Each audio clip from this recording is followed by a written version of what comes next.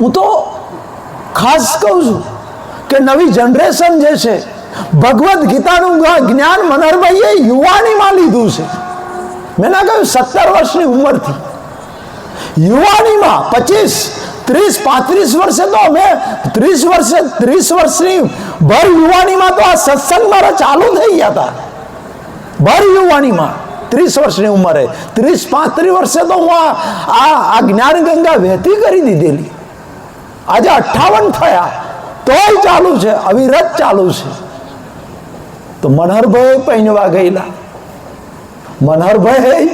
મનહરભાઈ કઈ બધું છોડીને, મોબાઈલ છે, બધું છોડીને, એટલે મારે એક દાખલો બેસાડવો છે કે પરણીને પતિ પત્ની બાળકો સંસારમાં રહી ધંધો નોકરી કરી અને મોક્ષ મેળવી શકાય છે.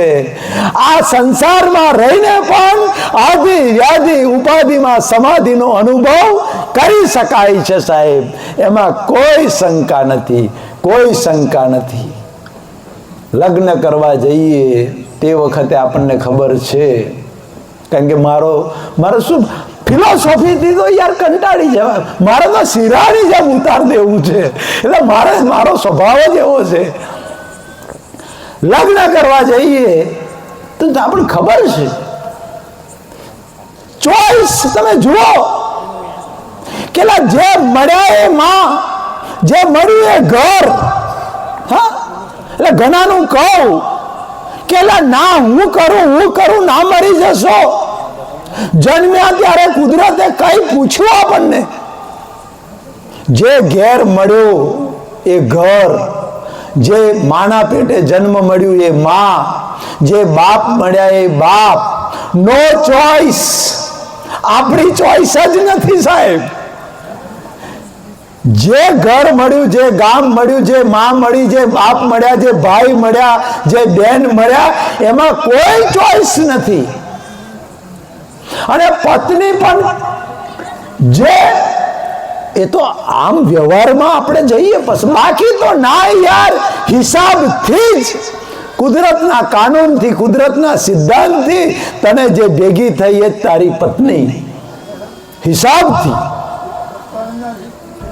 પત્ની જે મળી, એટલે સારામાં સારું મુહૂર્ત જોયું. રામ ભગવાનનું વશિષ્ઠજીએ મુહૂર્તને જોયું. તમે જુઓ, વશિષ્ઠજી ઋષિ રામ ભગવાનનું મુહૂર્ત જોયું. તે સામાન્ય માણસો હશે? ગાદી પર બેસવાનું, સવારે ગાદી પર રાજ્યાભિષેક. એટલે આપણે લગ્ન કરવાનું હોય તોય સારામાં સારા બ્રાહ્મણને શોધી લાવીએ. હા, વિવાહ કરવાનો હોય, કુંડળી મેળવવાની હોય તો કે કુંડળીઓ મળે છે તો કુંડળીઓ મેચ કરે અત્યાર તો. અને કુંડળીઓ મેચ કરે અને સારામાં સારું મુહૂર્ત જોડાવે અને લગ્ન થાય તોય 6 મહિના પછી છૂટાછેડા થાય. તો કુંડળીઓ કઈ મેચ કરેલી? પણ ના ચાલે કુદરત કે.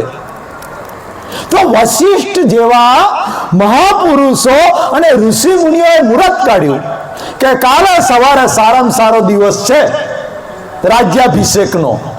બોલો, એમનું મુહૂર્ત કાઢેલું પણ ખોટું પાડ્યું કુદરતે. સારામાં સારો દિવસ કાલે રામનો રાજ્યાભિષેક કરો, પણ 14 વર્ષ વનવાસ જવું પડ્યું. વિચાર કરો, સંજોગ, કુદરતી સંજોગ. કુદરત કે અમારા જે સંજોગ છે એ સંજોગને કોઈ ના બદલી શકે.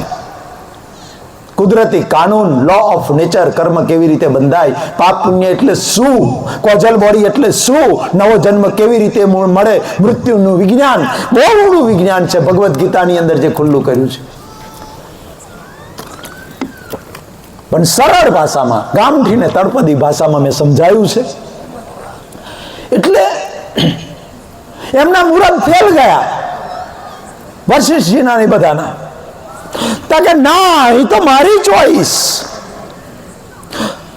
50 પત્ની જોયો હોય અને પછી પાસ કરીને લાયો હોય, પણ છતાંય સાહેબ અઠવાડિયું વ્યવસ્થિત ચાલે પછી 144ની કલમ લાગુ પડે.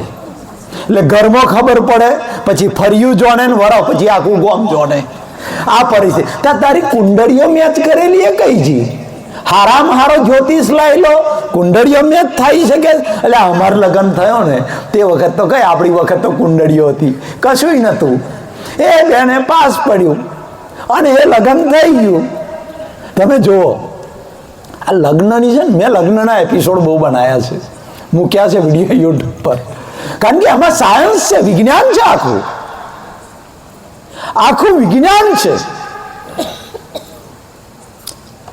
બોલો, લગ્નમાં ભગવદ્ ગીતાનું જ્ઞાન મેં જોડી દીધું છે, કુદરતના સિદ્ધાંતો જોડી દીધા છે. તલવાર લઈને પેલો નીકળે છે કટાર લઈને વરઘોડે ફરવા, આખા ગામમાં વરઘોડો ફરી અને પછી તોનમાં કઈ જાય છે ખબર? જોન લઈને પૈણવા જાય. તહીં પેલો ટોળણ મેં પેલા પૂકે છે, બેનોને ખબર છે, મોડવાની મેં પ્રવેશ કરે ને, હવે તો પાછી નવો રિવાજ નીકળ્યો છે, અમાર વખત નતો. હવે તો કન્યા આવે, કન્યા હાર લઈને પહેરાવે વરરાજાને, વરરાજાને ઊંચો કરે, કન્યાનું ઊંચી કરે ને ટેખડ કરે, બધું એ થાય. પણ પહેલા તો શું હતું ખબર? અમાર વખત એનાય પહેલો, અમારું લગ્ન તો એનાય પહેલો 20-25 વર્ષ તો કે એવું હતું કે મોડવાની મય જ પેલા કન્યાને મોડું જોવા મળે, એના પેલો મોડું જ ના જોવે. આજથી 50-60 વર્ષ પહેલો એ મા બાપે જે નક્કી કર્યું એ પછી જે હોય એ નભાવવાનું આખી જિંદગી. પેલા એવું હતું, હજુ અમાર વખત તો છૂટછાટ હતી. તે પેલો મોડવામ પહેરે ને એટલે મોડવામ ટોળો હોય અને તો બોમન હોય અને સાસુમાં આવે વરરાજાને પૂકવા માટે, પોકવા.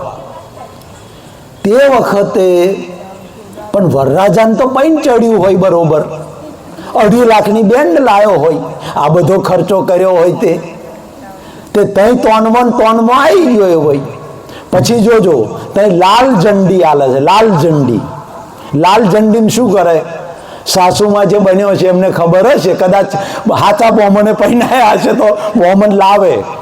તે વખત જુહરી લાવે, આપણા ખેડૂતોની જુહરી લાવે, હર લાવે, વલોનું લાવે, એ નોનું લાવે. અને પછી સાસુમાં મોઢિયું મેલીને આવે અને બાજટ ઉપર વરરાજાને ઊભો રાખે. અને તે વખત કન્ડિશન થાય. શું કન્ડિશન થાય ખબર છે? પેલો બોમન છે ને વલોનું કાઢીને બતાવે, એટલે સાસુમાં બતાવે. એટલે સાસુમાં કે વરરાજાને કે તોનમાં મારી છોરી લેવાતા આવ્યા છો અહીં સુધી, પણ મારી છોરી મેં હાચવીને હીરાની જેમ હાચવીને મોટી કરી છે, એમને એમ કઈ હું હાલવાની નથી. એટલે પેલું વલોનું બતાવે. તો જો 2-4 ગાયો ભેંસો રખાશે, આ વલોનું. ગાયો ભેંસો સારું ઘાસ લાવવું પડશે, ખેતરમાં ખેતી કરવી પડશે, આ વલોનું કરીને ઘી દૂધ આ બધું, એ ઘી દૂધ મારી છોરીને ખવડાવવું પડશે, તાજી માજી રાખવી પડશે. એમ બોમન થ્રુ પેલી હાહુ વરરાજાને કે છે, કેવડાવે છે. બર્ગર પીઝા નહીં ચાલે, હવે બર્ગર પીઝા આયા. તે વખત તો જો આ વલોનું કરીને ચોખ્ખું ઘી, ચોખ્ખી વલોના છાશ, આ બધું માર છોરીને ખવડાવવી પડશે, તાજી માજી રાખવી પડશે. તો પેલો કે હા. પછી પેલી જુહરી બતાવે, જો ભાઈ અડને જુહરી, જો આ માર છોરી આલું છું, માર છોરીને ભૂખે નહીં મારવાની. તો લઈ જઈને માર છોરીને ભૂખે મારી તો માર છોરીને પાછી બોલાવી લઈશ. આ જુહરી જો બરધ્યા લાવવા પડશે અને ખેતી કરવી પડશે, અને ખેતી કરીને મારી છોરી અને છોરોનું પૂરું કરવું પડશે. આ શરત મંજૂર હોય તો મારી છોરીને હજુ લઈ જા. આ મોટોળો એટલે મંડપની બહાર રાખે છે, મય નહીં લાવતા. વરરાજા મંડપની બહાર હોય અને હાઉમાં અંદર હોય. આ બધી કન્ડિશન તને મંજૂર છે તો આય મોડવાની અંદર. તે પેલો મહારાજ બતાવે બધું, પણ પેલો તોનમાં આવ્યો હોય એટલે તોય પાછો પેલો મહારાજ કે નીચે તમે જોજો 2 કોળીઓ ઊંધો પાડે. આમાં આપણે બધા પહેર્યા છીએ, અમને ખબર, કુંવારોને ખબર નહીં હોય. અને જે કુંવારા હોય ને એ હું જે કહું છું ને એ બધું હોભરજો, યાદ રાખજો અને બોમનને પૂછજો તો ખબર પડશે. એટલે પછી કોળિયું ઊંધું પાડે, એક કોળિયું છતું ને એક કોળિયું ઊંધું, અને ઉપર નાડાની ગોઠ વારે, અને ગોઠ વારીને પછી કોળિયું મેલે. એ સાહેબ એમને એમ નહીં કરતા, એની પાછળ બહુ મોટી ફિલોસોફી છે. પછી પેલો બોમન કહે છે કે જો આ સંસાર જે છે ને એ જેવો તેવો નથી. અત્યાર સુધી તો BPL બાપાના પૈસે લહેર કરી. જન્મ્યો ત્યારે ગોળિયું કોણ લાવ્યું? મા બાપ લાયા. જબલો કોણ લાવ્યું? મા બાપ લાયા. સ્કૂલની ફી કોને ભરી? મા બાપ. ભણાયો કોને? મા બાપે. બર્ગર પીઝા ખાવાના પૈસા કોને આલ્યા? મા બાપે આલ્યા. હોટલમાં જમવાના પૈસા મા બાપે. આ લગ્નનો ખર્ચો કોને કર્યો? તાકે પપ્પાએ કર્યો. ત્યાં રૂપિયો કાઢ્યો 25 વર્ષ સુધી BPL બાપાના પૈસે લેર. 25 વર્ષ સુધી બધોએ મેન તમે બાપાના પૈસે લહેર કરી. એક એટલે પૈનાવાનો ને પૈનવા પાછળ 15 લાખ ખર્ચો થાય તે વરરાજાની ચિંતા નહીં, છોરાની ચિંતા નહીં, પેલા બાપને ચિંતા.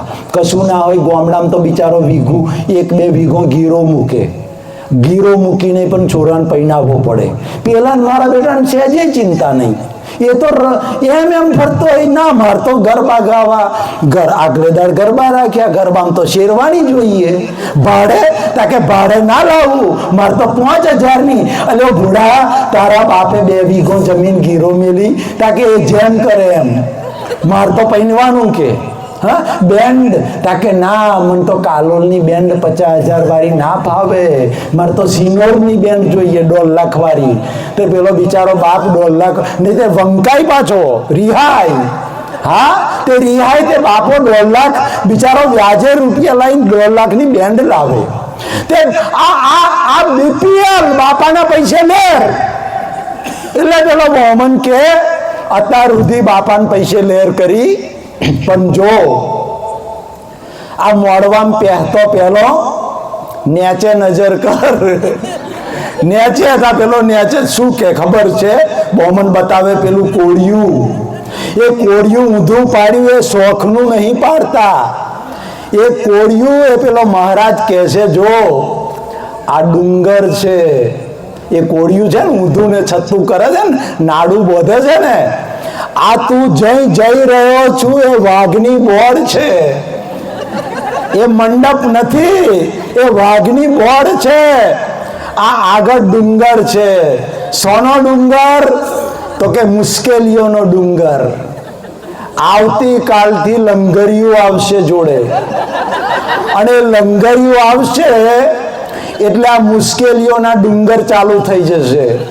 જો આ ડુંગર, આ મુશ્કેલીઓના ડુંગર તારાથી પાર પડાશે, તારાથી મુશ્કેલીઓ વેઠાશે, તા પેલો કે 2.5 લાખ બેન્ડના અમથા ખર્ચ્યા, મેં વરઘોડો કાઢ્યો, 2 લક્ઝરીઓ લઈને આવ્યો છું. હવે છે ટોળો માઈન પાછો જો મારી આબરૂ ના જાય. તે આબરૂ ના માર્યા તોનમો વટમો શું કે ખબર છે પેલા મહારાજ ને કે આવા ડુંગર તો ગમે એટલા આવે તોય ભાગીને ભૂકા કરી નાખું. તે જમનો પગ મેલાવે બોબન ખબર છે, લો બૂટથી કોડિયું ભાગો. તે જમના પગથી પેલા કોડિયા પર ભટ્ટ દઈને મને હો બંકાયેલું અને મેં ભાગેલું. તે હવે ખબર પડી મને. તે પેલો બૂટ મેલીને મેં હોવ છે ને, પેલી ઊંચી એડીના તે વખત તો બૂટ હતા, તે જેવો ડાબીને પગ મેલ્યો કોડિયું ભાગીને ભૂક્કા થઈ ગયું, ભાગી નોખે શું. અને પછી ત્યાંથી વરરાજા નીકળ્યા તોનમો અને 4 ફેરા. 4 ફેરા સાહેબ, સાડા 4 ફેરા. આપણે લગ્ન કર્યું પણ બોમનને પૂછ્યું નહીં, એટલે 3 નહીં 5 નહીં 4 કેમ? અને 4 ફેરામાં પહેલા 3 ફેરામાં પુરુષ આગળ હોય, વરરાજા આગળ હોય અને કન્યા પાછળ હોય. ચોથા ફેરામાં કન્યા આગળ હોય અને વરરાજા પાછળ. કેમ આવું? 4 ફેરા એ ધર્મ, અર્થ, કામ અને મોક્ષ જોવું. એટલે કહું છું, હું તમને કહું છું ને કે ભગવદ્ ગીતાના જ્ઞાનમાં પૈસો, પત્ની, બાળકો નથી નડતા, બંગલો નથી નડતા.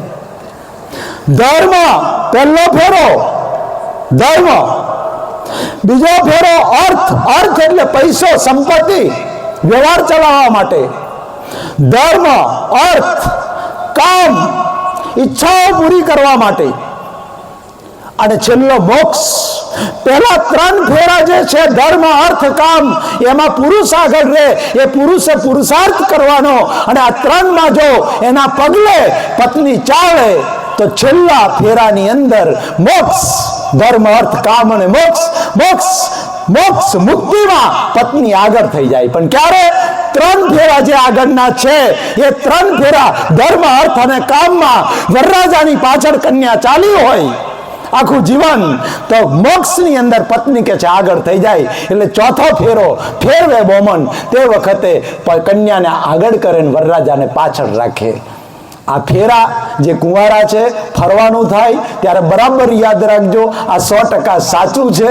3 ફેરામાં તમે આગળ હશો અને કન્યા પાછળ હશે. ચોથા ફેરામાં કન્યા આગળ કરશે અને તમે પાછળ હશો.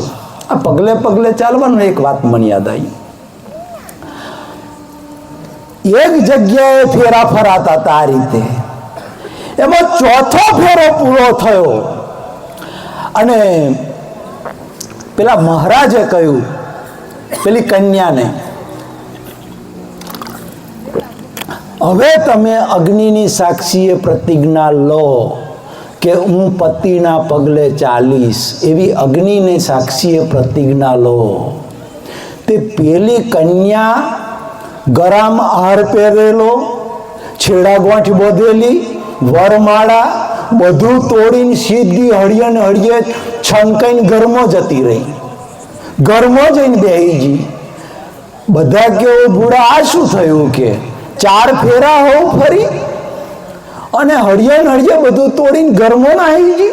બધા વડીલો ગયા પાછળ અને વડીલોએ કહ્યું કે બેટા શું થયું? એકદમ તને કે છે આ તો આબરૂનો સવાલ થયો કે 4 ફેરા હોવ ફરી. તા કે ના, આ મૂર્તિયા હાથે મારે લગ્ન કરવું નથી. અરે પણ 4 ફેરા હોવ ફરી લીધા અને હવે તું એમ કહું છું કે આ મૂર્તિયા હારે લગ્ન નહીં કરવું? આ જોન આવી, જમાડ્યું, આબરૂના ધજાગરા કર્યા. તે તો કે આ મૂર્તિયા જોડે મારે લગ્ન કરવું નથી. એક વડીલે કહ્યું કે એનું કારણ તો કે તારે લગ્ન કેમ નહીં કરવું?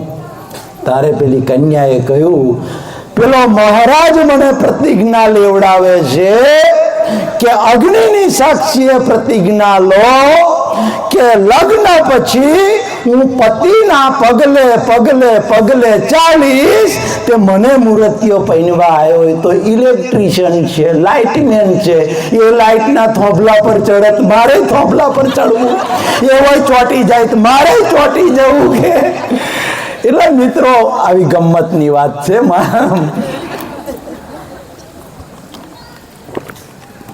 અને પછી એ લગરિયું આવે, સાહેબ BPL બાપાના પૈસે લેર.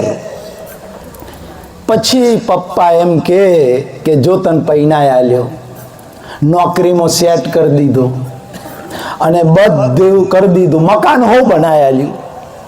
હવે પછી લગ્ન પછી તું સ્વતંત્ર. અને પછી તો સાહેબ તમે જુઓ, ગધેડા જેવી જિંદગી જે શરૂ થાય એ બીજા દાડાથી આવડું લિસ્ટ આવે. અને લિસ્ટ જોઈને પેલા 101 નો તાવ ચડી જાય, કારણ કે અત્યાર સુધી લેર કરી.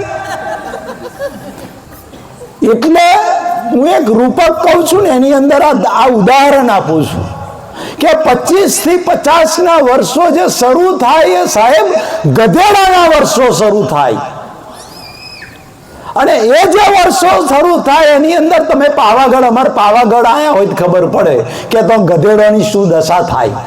એ આખો દાડો પેલા બાટલા લઈ જાય અને હોજે પેલો ભૂખ્યો હોજે હોય તમારે તો ગધેડો માલિક શું કરે, પેલા મફરીન ખોરનું ઢેફું હાલ દે.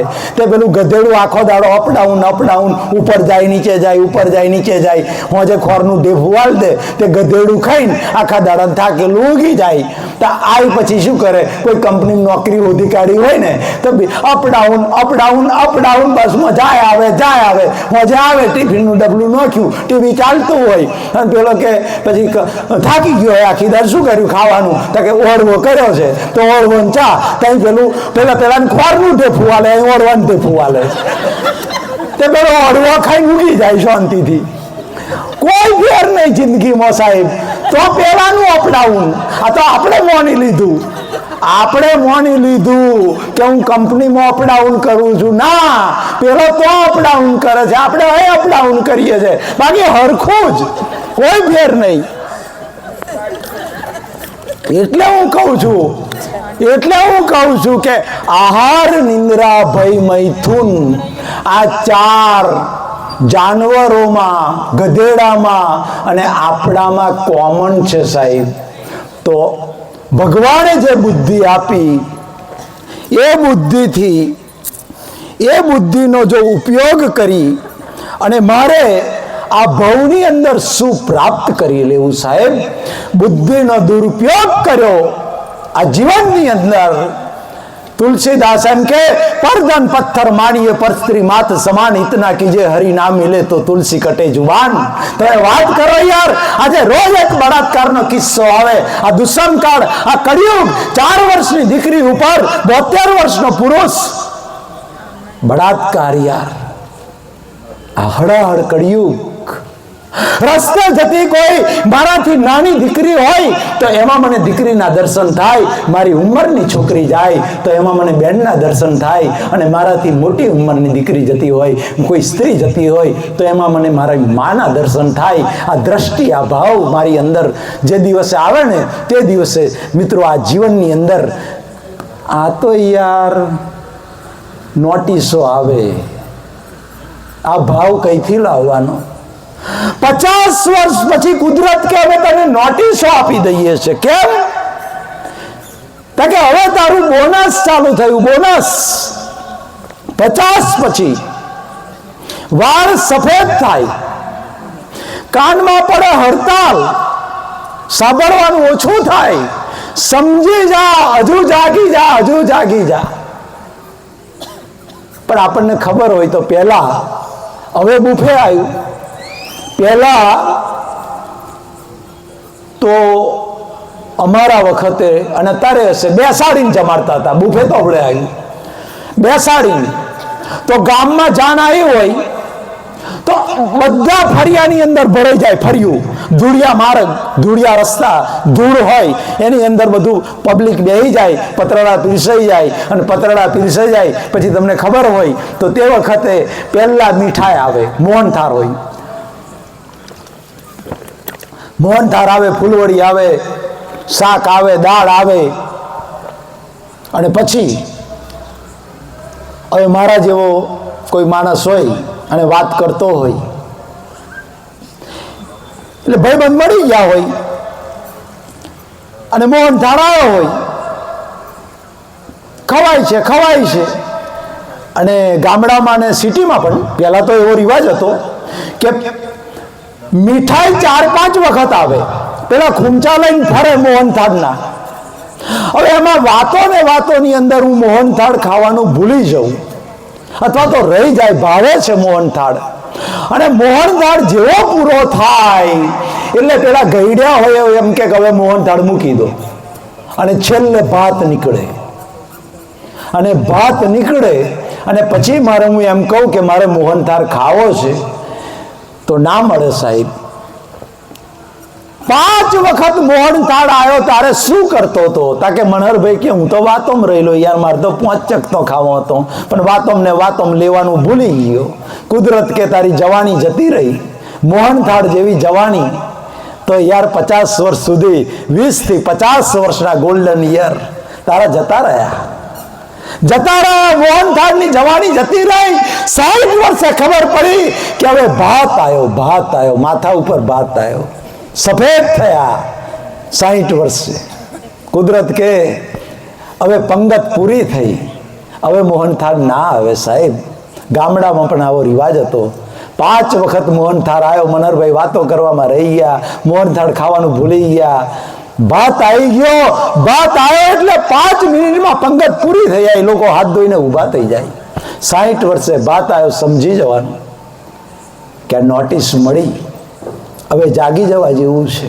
હવે ભગવદ્ ગીતાનું જ્ઞાન ગમે ત્યાંથી પણ, ગમે ત્યાંથી, એની વન એની ટાઈપ, કોઈ પણ રીતે મારે મેળવી લેવું છે. બસ મેળવી લેવું છે, શ્વાસ પૂરો થઈ જાય ત્યાં સુધી. અરે સાહેબ, કુદરત છેવટે મોતીઓ મોકલે છે. આ નોટિસ મોકલે છે છેલ્લે. જુઓ, 60 વર્ષે 70 વર્ષે આંખે મોતીઓ આવે. આંખે મોતીઓ આવે ને તો તમે જુઓ, ડોક્ટરો પણ જ્ઞાની થઈ ગયા છે. જુઓ તમે, આંખોના ડોક્ટરો પણ મોતીઓ આવે ને ત્યારે ધોળા ચશ્મા નથી આપતા, ટ્રાન્સપરન્સ ચશ્મા નથી આપતા, કાળા ચશ્મા આપે છે. મોતીઓ કઢાયા પછી ડાબલા, ગોળ ડાબલા પહેરાઈ દે. આ કાળા ચશ્મા મોતીઓ કઢાયા પછી. એ ડોક્ટર ભગવાન થઈને આવ્યો, નોટિસ આલી કે અત્યાર સુધી તો ઘણું લાલ પીરું જોયું ગોલ્ડન યરમાં, હવે તારા માટે આ દુનિયા કાઢી, આખી દુનિયા કાઢી. હવે વિષય વાસના, કામ વાસના બધું છોડી દે તું. હવે વર્તો પોણી થયો તારો, નથી જોવાનું લાલ પીરું. તોય ગામડાના ચોરે બેઠો હોય, 65 થયો હોય, તોય ડાબલા ઊંચા કરીને જોવે. કોણ જાય છે કે રઘુડિયાન તોથી, એટલે મેલ બાપા રઘુડિયાન તોથી, તારે શું કોમ છે? હવે 70 વર્ષે રઘુડિયાન તોથી તો ડાબલા ઊંચા કરીને જોવે. મેં જોયા છે, હું ઊંચા કરીને જોવે. એટલે પેલે કહ્યું પહેરી રાખ કારા, ના ઊંચા કરીશ. મિત્રો, આ બધી ગમત સાથે જ્ઞાન છે મારું. આવું ગોમડિયું જ્ઞાન છે, અને ગોમડિયું જ્ઞાન ગામઠી ભાષામાં હાલતો રહું છું. અર્જુન, કશું કરવાનું નથી. રાગ અને દ્વેષ, આ પ્રકૃતિથી બંધાયો છું. રાગ અને દ્વેષ એ બે આ સંસાર વૃક્ષના ધોળી મૂળ છે, અને એ મૂળ તું કાપી નાખ જ્ઞાન રૂપી તલવારથી. આ જ્ઞાન સમજણમાં આવી જશે, બે મૂળ કપાઈ જશે, ઝાડ સુકાવવું નહીં પડે, એની જાતે સુકાઈ જશે, એની જાતે સુકાઈ જશે. અને તમે ટ્રાય કરી જોજો સાહેબ. આ હું સ્થૂળ દાખલો આપું છું, મારા ગીતાની વેલ્યુ સમજાવી છે, મારો કોઈ સ્વાર્થ નથી. જે ગીતાને હું પામ્યો છું, જે જ્ઞાનને હું પામ્યો છું, એ જ્ઞાન મારે તમને પમાડવું છે. એટલે સ્થૂળ દાખલો આપું છું. તમારા વાડામાં છોડ હોય, ઝાડ હોય, એને ખોતરજો, ખોતરીને નીચેનું મૂળ કાઢજો. છોડને કશું નહીં કરવાનું, ઉપરનો છોડ એમનો એઝ ઇટ ઇઝ. એને ખોતરીને નીચેનું મૂળ હોય, ધોળી મૂળ, એને કાપી નાખજો, કટરથી કાપી નાખજો. 4 દિવસ પછી જોજો આખું ઝાડ સુકાઈ ગયું છે.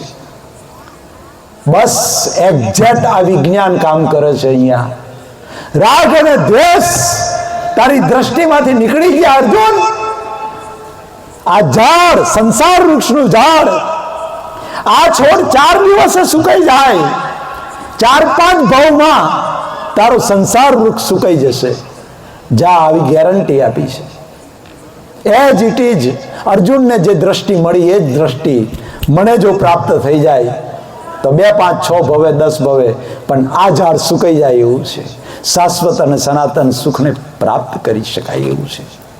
એટલે મિત્રો, ભગવદ્ ગીતાનું જ્ઞાન અદ્ભુત, આટલી સરળ ગામઠી ભાષામાં, તળપદી ભાષામાં આ કળિયુગની અંદર નીકળ્યું છે. બસ મને તો એક જ ભાવ છે કે આ બને એટલા હજારો લાખો લોકો પામે. મોબાઈલની અંદર લાખો મોબાઈલમાં PDF ફરે છે પુસ્તકના માધ્યમથી, 15 મહિનાથી સોશિયલ મીડિયા, યુટ્યુબના માધ્યમથી મિત્રો આ ફરે છે, અને લોકો પામે છે, અને એટલા રિલેક્સ થાય છે યાર. કારણ કે પેરાસિટામોલની ગોળી, તાવની ગોળી ડોક્ટરે આપી, એ ગળ્યા પછી જો 1.5 કલાકમાં મારો તાવ ના ઉતરે તો સમજવાનું કે પેરાસિટામોલની ગોળી ખોટી. 13 વર્ષ પહેલા મનહરભાઈએ આ પેરાસિટામોલની ગોળી 7 જણને આપી. 7 જણને 13 વર્ષ પહેલા 2013માં એ 7 જણનો તાવ ઉતરી ગયો. તારે મને વિશ્વાસ બેઠો કે આ જે ગોળી છે 100% ઓરિજિનલ કંપનીની પેરાસિટામોલની ગોળી છે, અને એ જ ગોળી 15 મહિનાથી સોશિયલ મીડિયાના માધ્યમથી નીકળી રહી છે, અને હજારો લોકોનો તાવ ઉતરી ગયો. ત્યારે બધા તો રિલેક્સ થયા, પણ મનહરભાઈને એટલી શાંતિ થઈ કે 17 વર્ષની ઉંમરથી જે તાલાવેલી હતી, જે મહેનત હતી, એ ગોળી સાચી પેરાસિટામોલની ગોળી મને મળી ગઈ, અને એનો મને આનંદ છે, એનો અતિ આનંદ છે. અને મિત્રો, રાગ અને દ્વેષ એક એવી વસ્તુ છે કે માણસને ખલાસ કરી નાખે. રાગ વાંધો નથી, પણ કોઈનો પણ જો દ્વેષ કર્યો સપનામાં, સાહેબ, ભાઈનો દ્વેષ કરશે, ભાઈ બહેનનો દ્વેષ કરશે, દીકરાઓ મા બાપનો દ્વેષ કરશે, એ હિસાબ ચૂકવવા આ ધરતી ઉપર પાછા આવવું જ પડશે, એમાં કોઈ શંકા નથી. આ લો ઓફ નેચર, કુદરતનો સનાતન કાનૂન છે. તમે કોઈ જીવ માત્ર પ્રત્યે દ્વેષ કર્યો હશે, રાગનો વાંધો નથી, પણ દ્વેષનું પરિણામ ભયંકર છે. આજે ભાઈઓ લાકડી લઈને એકબીજાની સામે ઊભા થાય, એકબીજા ભાઈઓ ના બોલે, બહેનો ના બોલે. તમે વિચારો, પાડોશીની સાથે પણ ના બને. મેં કહ્યું એમ કે પાડોશી વાળો 4 વ્હીલ લાવે તો મને જેમ થઈ જાય, આખી રાત હું પાહો કહું યાર. રાગ અને દ્વેષ આ બે જો નીકળી ગયું ને, સંભાવ આ દુનિયાના કોઈ જીવ પ્રત્યે મને રાગ નહીં અને કોઈ જીવ પ્રત્યે મને દ્વેષ નહીં. આ ભાવ જ્યારે મને ઊભો થઈ જાય ને, ત્યારે સમજવાનું કે ભગવદ્ ગીતાના જ્ઞાનની પૂર્ણાહુતિ. જે સ્ટેજ અર્જુનને પ્રાપ્ત થયું, એ સ્ટેજ મને પ્રાપ્ત થઈ ગયું એવું સમજી લેવાનું. કશું છે નહીં સાહેબ. આ રાગ અને દ્વેષ એ જ બંધન કરતા છે, એ જ જન્મ મરણનું કારણ છે. હે અર્જુન, ફરી કહું છું, રાગ અને દ્વેષ રૂપી મૂળિયાને મેં તને જ્ઞાન આપ્યું, એ જ્ઞાન રૂપી તલવારથી તું કાપી નાખ. ગીતામાં આટલું જ કહ્યું છે, બીજું કશું જ કહ્યું નથી. અને મિત્રો, આની તો જે વાત કરી છે, ભગવદ્ ગીતાની અંદર જે વેલ્યુ સમજાઈ છે ને, આની એ તો સમય નથી મારી પાસે કહેવાનો, એટલે હું નથી કહી શકતો. અને દ્વેષની વાત થઈ ત્યારે મને એક વાત યાદ આવી, ગયા સત્સંગમાં મેં કરેલી, કે એક માણસને એટલો બધો આમ પાડોશી પ્રત્યે દ્વેષ, એટલો બધો દ્વેષ, તો જંગલમાં જઈને એને તપ કર્યું. ભગવાન પ્રસન્ન થયા. ભગવાને કહ્યું એને કે માગે તે આપવું. ત્યારે એને કહ્યું કે ભગવાન શું આપશો? ભગવાને કહ્યું કે 2 વરદાન આપું. ભગવાનને ખબર હતી કે આ બહુ દ્વેષ વાળો માણસ છે. 2 વરદાન આપું, પણ કન્ડિશન એકલી કે 2 વરદાનમાં તને જે મળે એનાથી તારા પાડોશીને ડબલ મળે. પેલા જેમ તેમ થઈ ગયું, કારણ કે દ્વેષ અને ઈર્ષ્યા હતી. મને મળે એનાથી મારા પાડોશીને ડબલ મળે, એ તો કેવી રીતે હું સહન કરી શકું? એક વરદાન આજે માગું અને એક વરદાન આવતીકાલે માગું. હા, તો પહેલું માગ્યું, વરદાન માગ્યું કે ભગવાન મારે ઘેર 4 વ્હીલ આવી જાય. ઘેર જઈને જોયું, બાજુવાળાને ડબલ મળે, બાજુવાળાને તો 2 4 વ્હીલ, એને ઘેર 1 4 વ્હીલ. એટલે તો ઘેર ગયો એટલે બાજુવાળો બહાર નીકળીને મૂછો પાડે, જોયું આ તાર તો 1, માર ઘેર તો 2 4 વ્હીલ. એટલે પેલો બહાર નીકળીને ઘણા ટેવ હોય. હા, ઘણા શું હોય ખબર છે? બીજાને પાડોશીને બારવા માટે, પાડોશી બળેલો એને બારવા માટે બહાર નીકળીને વાતો કરે, મોટી મોટી મોટાઈની અહંકારની એવી વાતો કરે. એટલે પેલો બહાર નીકળીને પેલાને મૂછો હોંભરે કે લે તારે તઈ એક ગાડી, માર ઘેર બે ગાડી. પેલો આખી રાત ના ઊંઘ્યો, એક ગાડી વાળો વરદાન માગેલું એ. હવે મારે ઘેર એક ગાડી, પાડોશી વાળાને તો બે ગાડી. બીજા દિવસ ગયો પાછો જંગલમાં અને ત્યાં જઈને ભગવાનને કહ્યું કે ભગવાન આજે બીજું વરદાન આપો. ભગવાન કે જો ગઈકાલે તે વરદાન માગ્યું ને, તારે ઘેર એક ગાડી, પાડોશી વાળાને તઈ બે ગાડી, આખી રાત તને ઊંઘ ના આવી. હવે આજે માગેશ બીજું, આજે માગેશ પાછું બીજાને તઈ પાડોશીને તઈ ડબલ થઈ જાય, એને કરતો રહેવા દે. ના માગેશ કે પાડોશી વાળાને તો ડબલ થઈ જાય છે અને તારાથી જોયું જતું નથી અને તને ઊંઘ આવતી નહીં, આખી રાત પાહો ગવસ ખાટલાનો, એ રહેવા દે કે. અરે ભગવાને કહ્યું છે ને કે મારા બનાવેલા આજે મને બનાવી રહ્યા છે. એટલે પેલો કે ભગવાન એમ તો તમે બુદ્ધિ આપી છે, બહુ વિચારીને આવ્યો છું, આજે શું માગવું એ, આજે એની દશા બગાડ નાખું. તાકે શું માગેશ? એટલે પેલા કહ્યું કે ભગવાન મારી એક આંખ ફૂટી જાય એટલે ફટાક લઈને એક આંખ ફૂટી ગઈ. પાડોશી વાળાને ડબલ મળે, પાડોશી વાળાની બે ફૂટી ગઈ.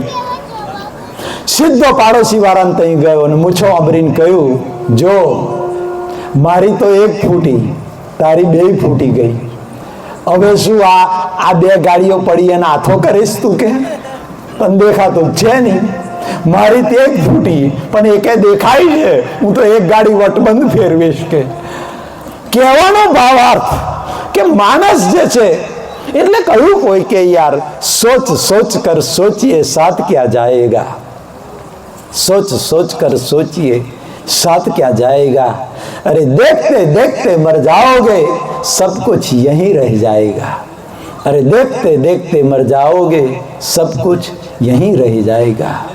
जो आएगा वो एक दिन जरूर जाएगा, जो आएगा वो एक दिन जरूर जाएगा, जो आएगा वो एक दिन जरूर जाएगा. और तेरा खुद का पैदा किया तुझको जलाकर आएगा, तेरा खुद का पैदा किया तुझको जलाकर आएगा. ये काल चक्र है, ये काल चक्र है, चलता है चलता है चलता है चलता है चलता ही जाएगा. और कल और कोई तेरी संपत्ति का मालिक हो जाएगा, कल और कोई तेरी संपत्ति का मालिक हो जाएगा. शिक्षक છું અને ગમત સાથે જ્ઞાન હોય.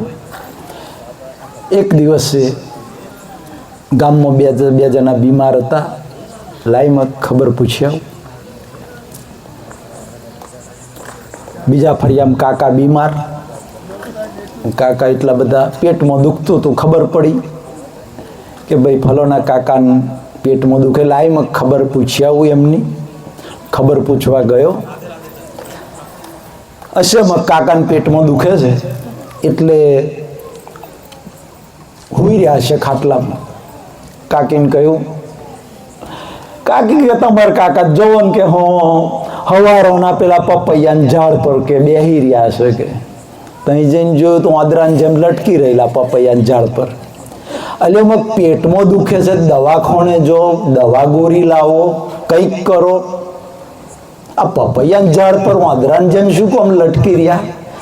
તાકે મનોહરભાઈ આમ તો મારામાં બુદ્ધિ છે કે મને ખબર છે, દવા લાયો, ગોરી લાયો, બધુંય લાયો કે, પણ ડોક્ટરે એમ કહ્યું છે કે 2 દાડા પપૈયા પર રહેજો કે. એટલે કોઈ કે કહ્યું છે કે શબ્દ સંભાળ के बोलिए, शब्द को हाथ नहीं पाओ, एक शब्द है औषधि और एक शब्द है गाओ. શબ્દ કોઈને હૃદયમાં જો ઉતરી જાય સાહેબ તો વાલિયા લૂંટારામાંથી વાલ્મીકી બની જાય, અને શબ્દ હૃદય સોસરવો ઉતરી જાય તો એ જેસલ જાડેજામાંથી જેસલ પીર બની જાય. શબ્દમાં તાકાત છે. એક જણને છે ને કંપનીમાં મશીનમાં હાથ આવી ગયેલો. મતલબ એની ખબર જોતો જો. તો પેલાને ખબર જોવા ગયો. તો ખબર જોવા ગયો તો આખા હાથે પ્લાસ્ટરનો પાટો મારેલો હતો. બેઠો, ચા બા પીધી, પ્લાસ્ટરનો પાટો મારેલો હતો. દવા ગોરી બધું, પાછો ડોક્ટર એટલે દવા જોઈ, ગોરી જોઈ, આ બધું જોયું. મેં કહ્યું યાર, મન કે 6 મહિના તો હાડા હાચા જ, કે 6 મહિનાની રજા તો મારે રહેવાની જ, 6 મહિનાનો પગાર નહીં મળે નોકરી કરવાની ને. ભાઈ જો એક વાત, પોઝિટિવ થિંકિંગ, કોઈ દિવસ નેગેટિવ થિંકિંગ જીવનમાં ક્યારેય નહીં કરવું. પોઝિટિવ થિંકિંગ, મારી પાસે શું જતું રહ્યું છે એનો વિચાર ક્યારેય ના કરશું. મારી પાસે શું છે એનો વિચાર કરી અને જીવશો તો ભૂલી જા ભૂતકાળ, વર્તમાનને સંભાળ તો ભવ્ય બનશે ભવિષ્યકાળ તારો. અપી ચેત સુદૂરાચારો, અપી ચેત સુદૂરાચારો. એટલે પોઝિટિવ થિંકિંગ કર. એટલે મેં કહ્યું ભગવાનનો પહાડ મોન યાર, ભગવાનનો ઉપકાર મોન કે મશીનમાં ડાબો હાથ આવી ગયો, ડાબો આવ્યો. કદાચ જમનો આવ્યો હોત તો જો તારાથી કામ ના થાત કંપનીમાં, કંપની વાળા તને કાઢી મેલોત. ખાવાનું તે મેક્ઝિમમ આપણે જમના હાથે કરીએ બધું, તો જમનો હાથ ના આવ્યો ને ડાબો આવી ગયો. ભગવાનનો પહાડ મોન. મને કે મનહરભાઈ એમ તો મારામાં કોમન સેન્સ છે કે મશીનમાં આવેલો જમનો પણ ખેંચીને ડાબો કાઢી દીધો. એટલે આવું ના હોય કહેવાનો ભાવાર્થ. સમય થયો, છેલ્લે ગુરુની વાત કરી દઉં. ગુરુ કોને કહેવાય? આમ તો ઘણી બધી વાતો છે, સંતોની વાત. સ્વામી રામદાસ, સ્વામી રામકૃષ્ણ પરમહંસ, એમના જીવન ચરિત્રના દાખલા વાંચો તો આપણા રૂવાડા ખડા થઈ જાય યાર. ઇતિહાસ વાંચી લેજો. સંતો કોને કહેવાય? સરોવર તરુવર સંત જન ચોથા વર્ષે મેં પરમારથ કે કારણ ચારો દરિયા દે. ગુરુ એટલે ગુ એટલે અંધકાર અને રૂ એટલે પ્રકાશ. અંધકારમાંથી પ્રકાશમાં લઈ જાય એને ગુરુ કહેવાય. ગુરુને છોડવાના નથી સાહેબ. ભગવદ્ ગીતાના જ્ઞાનની અંદર ક્યારેય મનહરભાઈને એક્સપ્લેન ના કરશો. મનહરભાઈનું નામ ના આવવું જોઈએ. ભગવદ્ ગીતાનું જ્ઞાન, વેલ્યુ ભગવદ્ ગીતાના જ્ઞાનની છે, કૃષ્ણની વેલ્યુ છે, જ્ઞાનની વેલ્યુ છે, કુદરતના સનાતન જ્ઞાનની વેલ્યુ છે. મનહરભાઈને એક્સપ્લેન કોઈ જગ્યાએ નહીં કરવાના. ભગવદ્ ગીતા કહેજો, શ્વાસ ચાલે છે ત્યાં સુધી ભગવદ્ ગીતાનું જ્ઞાન મેળવી લેજો. ગમે ત્યાંથી, કોઈ પણ જગ્યાએથી. આ જ્ઞાનમાં ગુરુ નથી છોડવાના, ધર્મ સંપ્રદાય, ભગવાન, મંદિર કશું નથી છોડવાનું. બહારની કોઈ ક્રિયા બદલવાની જરૂર નથી. કારણ કે મનહરભાઈ નથી બદલી. મનહરભાઈની એક પણ ક્રિયા નથી બદલાઈ. આજે બધી ક્રિયાઓ ચાલુ છે. ગુ એટલે અંધકાર અને રૂ એટલે પ્રકાશ. પણ કળિયુગ છે. આજે બની બેઠેલા ગુરુ ધર્મના નામે વેપારની હાટડીઓ જોવા મળશે. બધા એવા નથી સાહેબ. સાચા સંતો છે, સાચા ગુરુઓ છે, સાચા સાધુ સંતો છે, એમને તમારા કોટી કોટી પ્રણામ. પણ આવા 10%, 90% જોશો તમે. ગામડામાં તમારા આવે, માગવા આવે, ગામના ઝોપે તલાવની પારે વડ નીચે મેકઅપ કરે. બોલો, હા, પેન્ટ ને ટી શર્ટમાં આવ્યો હોય અને તલાવે વડ નીચે પેન્ટ ટી શર્ટ કાઢી નાખે, ભગવા પહેરી દે, મેકઅપ કરે, તિલક કરે, બધું કરીને પછી મેકઅપ કરીને પછી ગામમાં નીકળે. અને મારો બેટો બપોર આવે, કોઈ પુરુષ ઘરમાં ના હોય, બપોર વેરાય આવે, બહેનો એકલી જ હોય. તે પેલો બહાર શું કરે ખબર? આ લોકોની સ્પીચ હોય એવી બોલવાની, એટલે એવા વાક્યો ફટાફટ બોલે ને, સારા સારા વાક્યો. ऐसा हो जाएगा, ऐसा हो जाएगा, આપકા તો લક્ષ્મી આએગા ને બધું ગોખેલું હોય એવું બોલે ને. તે બહેનોનો સ્વભાવ થોડો બોર્યો, એમનું હૃદય થોડું પોચું બહેનોનું. તે બહેનો હળીહળી આવે અને પેલો એવું ફાડે ને. તે ટોપલી ભરીને અમારા ગામડામાં તો ઘઉં લઈને આવે. જો પેલા ઘરમાં પૈસા ના હોય ને તો ટોપલી ભરીને મહારાજને ઘઉં. અને મહારાજ પેન્ટ ટી શર્ટમાં આવેલો, આ તો ઝોપે બહુરૂપી બન્યો એ હોય, ઝોપે ડ્રેસ પહેર્યો, ગુરુ બન્યો ઝોપે. ભાઈ ટોપલી ભરીને ઘઉં હાલ દે, આ હાલ દે ને પેલું હાલ દે, પછી નહીં છે તે પછી શું કે ખબર? બેનને હારું હારું બોલે, પછી વધારે પૈસા લેવા શું કરે? બેન આપકા હાથ દિખાઓ. તો મને એમ થાય કે પૈણવાનું હોય તે વખત ચોરીની અંદર છે ને 1000 માણસ વચ્ચે અમારે ગામડામાં શું હોય, બહેનો છે ને હાથ હાલતો તો શરમાતો હોય, અને તય પેલો બની બેઠીને ટી શર્ટ પેન્ટ શર્ટ પહેરીને આવ્યો, ગુરુ બનીને આવ્યો, બપોરે હાથ આમ લોબો કરી દે, લો હાથ જોવો કે કયા ખૂણામ ધન દાટેલું છે કે? પેલો બોલે હો પાછો, અહીં ખૂણામ છે ને અહીં છે ને અહીં છે, અને એમ કરીને પૈસા પડાવીને જતો રહે. આવા ગુરુની વાત કરું છું. આવા બની બેઠેલા ગુરુ, 2 ચેલા રાખેલા. છેલ્લી વાત બરાબર સાંભળજો ધ્યાનથી.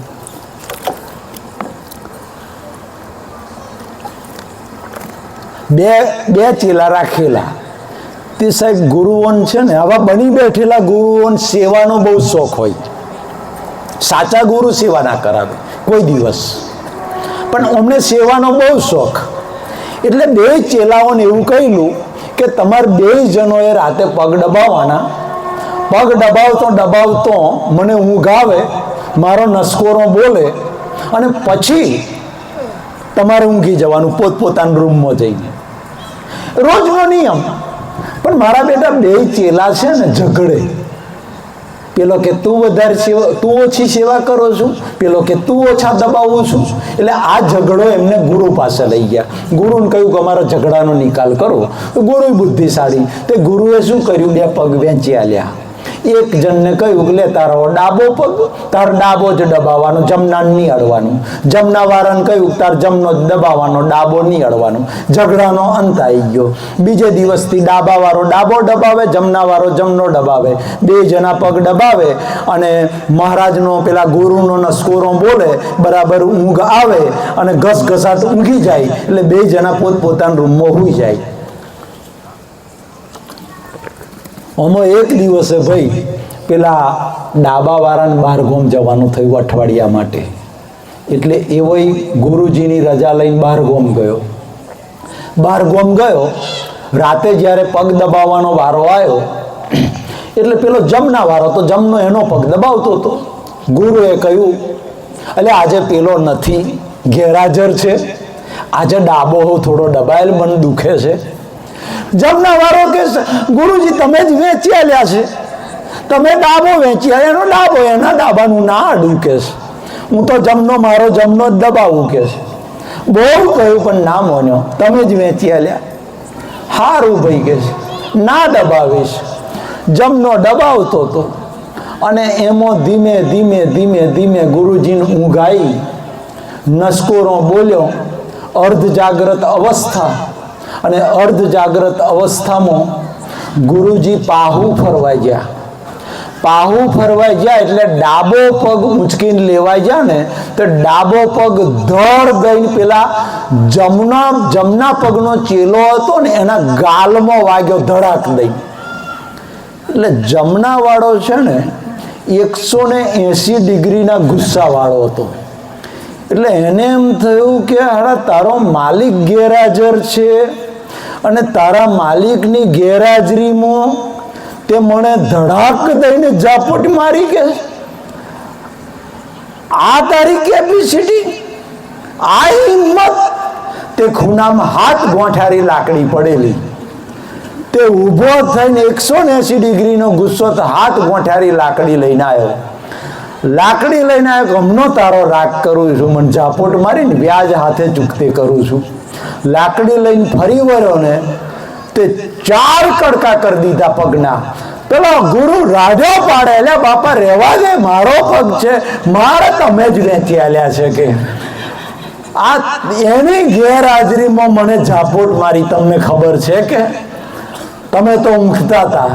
4 કડકા કરી દીધા સાહેબ. દશા ગુરુની બગડી ગઈ. ગુરુને દવાખાને લઈ ગયા, પ્લાસ્ટરનો પાટો માર્યો. અઠવાડિયું થયું, અને ગુરુજી તો સૂતા હતા. અઠવાડિયા પછી ડાબા વાળો